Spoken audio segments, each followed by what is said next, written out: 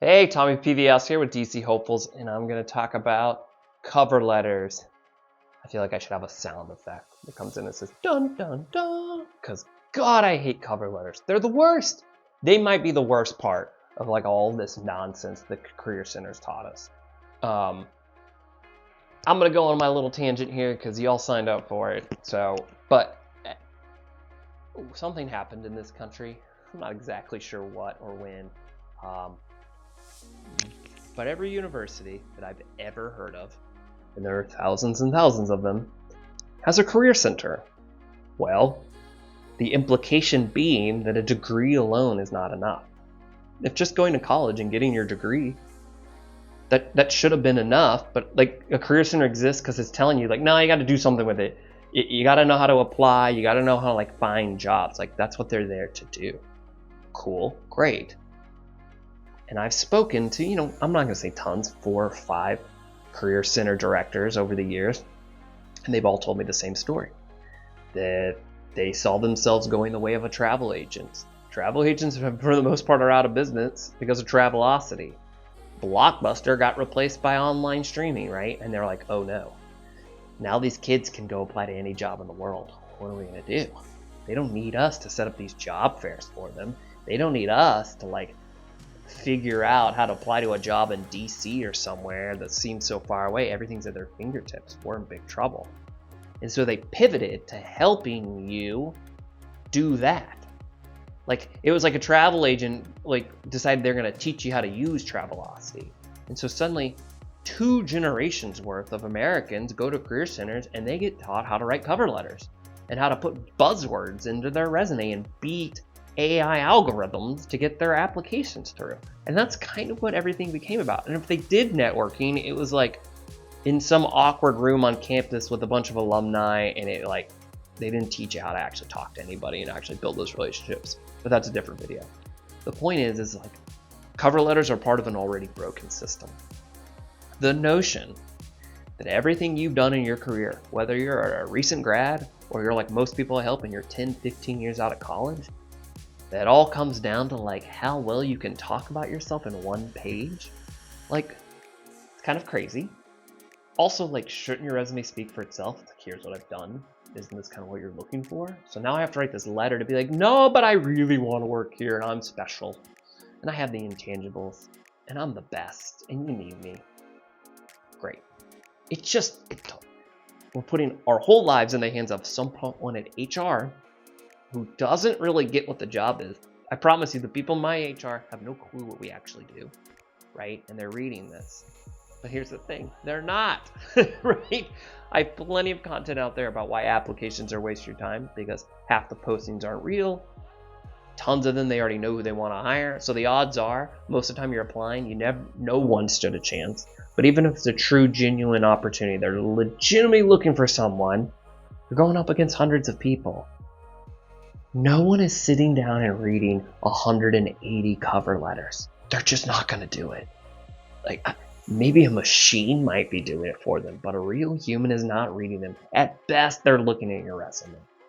But these cover letters, I just can't prove it, but I don't think I ever got a cover letter read. I just would be shocked if I did. I remember actually getting a very, very small few interviews back in the day. And I could just tell they hadn't read my cover letter because they were asking me things that I clearly laid out in that cover letter. And why this like matter? Maybe you're like, who cares, Tommy? Just like write it. Like, what's the worst that could happen? Maybe 1 out of 100 it gets read, and that's how I get the job. The problem is cover letters are hard to write. They're awkward. I still don't know what I'm supposed to be saying in them. So you pour your heart out, or now you use AI to write it, which if a human does read it, they'll probably figure that out. But regardless, like you're trying to figure out what to say, you pour your heart into it, and you send it off. It's kind of a personal thing. You're bragging about yourself, you're sharing your story and your passion, and probably no one's gonna read it. So suddenly when you get ghosted and you never hear back on that application, it hurts a little bit more. Or when you get that automated thanks, but we went another way, we got a lot of applicants, it hurts a little more. You put a little bit more of yourself out there. You didn't just upload a resume and answer a few questions. You wrote a letter. You wrote a letter to someone and you don't know if they read it or not. And that's no big deal for 5 or 10 or 25 applications. But when you start getting in the 50s and the 100s and the 200s and the 300s, I can speak from personal experience. It will destroy your soul. I was the idiot who wrote almost every cover letter uniquely to that job. And so I was really only averaging 1 to 3 applications a week because I was really trying. And then you just never hear back. And it just starts to kill you. And here's the thing. You get so excited about that job. You envision yourself in that job. You love this cover letter you've written. You feel so good about it. You just think, how could they not want me? So then you're checking your phone. Every time you're out with friends, you're on your phone. You're not on social media. You're checking your email. Refresh. Refresh, huh? And then somehow the universe hated me and always found a way to like make sure I got rejection emails like on a Saturday night when I was with friends or like before something important at work. It was always the worst time. And again, there's only so much rejection a human being can take before they start to change as a person. I changed. I developed an anxiety.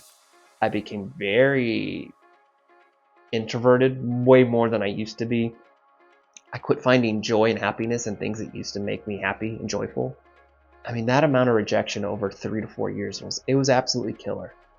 And so I'm here to tell you to stop writing cover letters, because I don't want you writing cover letters because I don't think you can build a career online. You can't just apply to a countless amount of jobs and hope for the best. You might get a few offers eventually, but at what cost? And you're never going to break into a new field doing that. And it's very unlikely you're going to advance very fast doing that. Like at best, this is for lateral moves. Because why would they take a huge gamble on you and promote you into a position you've never been in, or let you work in a field you have no experience when they can go find someone who has that exact thing they're looking for, right? That's why you have to build and invest in a network. You need real people to vouch to other real people. Hey, this guy's got what it takes. He just needs an opportunity. I promise you he won't disappoint you.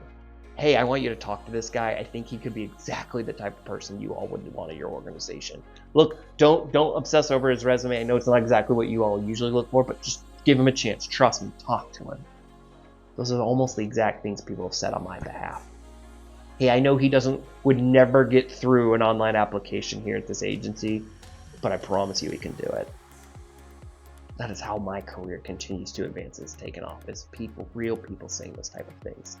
So if you want to ditch the cover letters and figure out how you can get real human beings saying those type of things about you to other real human beings in a position to hire you, I want you to click below on my Career Investors link. It's my incredible, amazing resource. It's basically like coaching on steroids, because you get free coaching from me included, but you get everything I got, my entire strategy, my entire approach. It's all recorded, more lessons than you can probably handle. It's going to take you a while to get through them, and you get to be a part of an amazing community that shares resumes, shares advice. It's just really cool. I won't go on and on about it. You can click below and learn more, and it's incredibly affordable. It's not this $800,000 a month coaching services you'll see out there. This is a $40 a month membership, and it well exceeds that if you put the energy into it. There are countless testimonials you'll be able to see in a little bit. They will just show you people breaking in their fields, quadrupling their salary over 2 to 3 years, making more money than their parents ever thought of making, just having really the careers of impact that they wanted in government, nonprofit, advocacy, the health field, a few people in the sciences, even a few in academia. I really thought I was just going to help people in national security because that's my world, and what I realized over the years is this is so universal that it works in so many different areas. It's really just for anyone who wants to have an impactful, meaningful career, who cares about making a positive impact in the world and not just making money. If all you care about is making the most money and it doesn't matter who you hurt along the way, this ain't for you. But if you actually care about building a career that's a series of jobs, but it's also relationships and a reputation, and having a positive net impact on this planet, this could change your life, because it's changed the lives of hundreds of other people. And it's my professional pride, not actually my real 9-to-5 career, which I still love.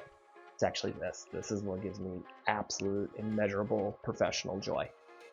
So anyway, don't write cover letters. Isn't that what I was trying to talk about? Yeah, cover letters are stupid. And you can give my email address to all your career center advisors that you maybe still talk to, who are going to be furious with me. I think they're good people. I think they're trying. But but they all go to the same like 4 conferences, and they actually all hear the same like 5 to 6 professional speakers. And so like they're all being told the same junk advice, and they're just regurgitating it back to you. I can tell you how many times I've talked to someone who went to school in New York, and it's identical to the advice they got from a kid in Oregon. How people in their 40s and 50s give this advice because they've heard it and they don't want to sound old or outdated, so they give this same crap advice even though it's never worked for them. I could go on and on. Cover letters, really no point. Now maybe you're applying to grad school or a program and it's required, by all means write one.